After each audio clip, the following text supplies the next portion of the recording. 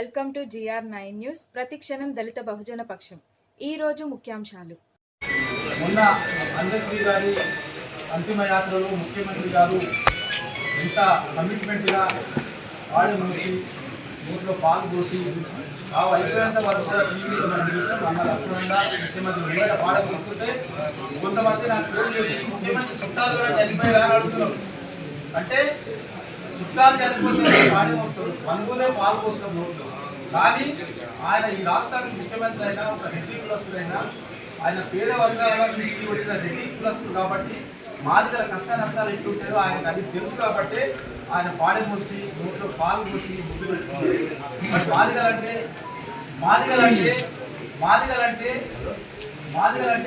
ఇచ్చిన మాట అది నిలబెట్టుకుందని కూడా సుప్రీంకోర్టు వచ్చిన తీర్పు వచ్చిన వెంటనే అసెంబ్లీలో ఆయన దేశంలో 29 రాష్ట్రాల్లో మొట్టమొదటిగా తెలంగాణ రాష్ట్రంలో వర్గీకరణ చేసి పెట్టాలని ఎంత కమిట్మెంట్గా మరి జూబ్లీస్ ఎలక్షన్ లో కూడా మాదిగల ఓట్లు ఎటు పోవద్దని ఖచ్చితంగా నవీన్ యాదవ్ గెలిపించాలని చెప్పి అన్నగారు లక్ష్మణ గారు మనకు చెప్పినప్పుడు మరి వివిధ సంఘాలుగా ఇక్కడ ఉన్న నాయకత్వం అంతా కూడా మరి పనిచేసి నవీన్ యాదవ్ గారు గెలిపించడానికి కృషి చేసిన వాళ్ళందరూ కూడా సామాజిక ఉద్యమవంతులుగా తెలియజేస్తా ఉన్నారు. మరి అందశ్రీ గారి సంతాప సభ రవీంద్రబాద్లో పెట్టడానికి ఈరోజు ఒక మీటింగ్ ఏర్పాటు చేద్దామని అన్నగారు చెప్పినప్పుడు వెంటనే ఒక 4-5 జిల్లాల నుంచి కూడా మేము పిలిపేయడం జరిగింది. ఇక్కడ వచ్చి వాళ్ళందరూ వచ్చారు. మరి అందరికీ తెలియజేసింది ఒకటి ఏంటంటే రవీంద్రబాద్ సరిపోదేమో అనిపిస్తుంది. ఎందుకంటే ఇక్కడ ఉన్న సంఘాలు మామూలు సంఘాలు కాదు, ఒక్కొక్కరు ఒక 1000 మంది 500 మంది తీసుకొచ్చే స్థాయిలో ఉన్న సంఘాలు కాబట్టి రవీంద్రబాద్ నిండిపోయి బయట కూడా టిక్కిసిపోతుంది, రోడ్లన్నీ జామ్ అవుతాయి.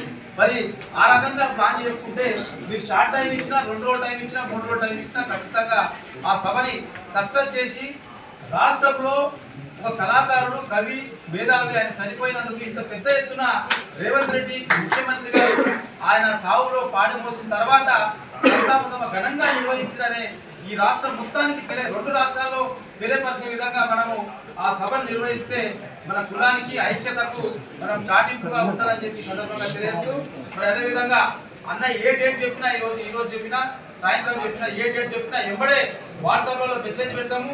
ఎక్కడెక్కడ నుంచి మనం వస్తున్నామో అది కూడా లిస్ట్ అవుట్ చేసుకొని ఖచ్చితంగా ఆ మీటింగ్ ఆ సభని సక్సెస్ చేయాలని చెప్పి సందర్భంగా తెలియజేస్తూ ముగిస్తున్నాను. జై మాతా.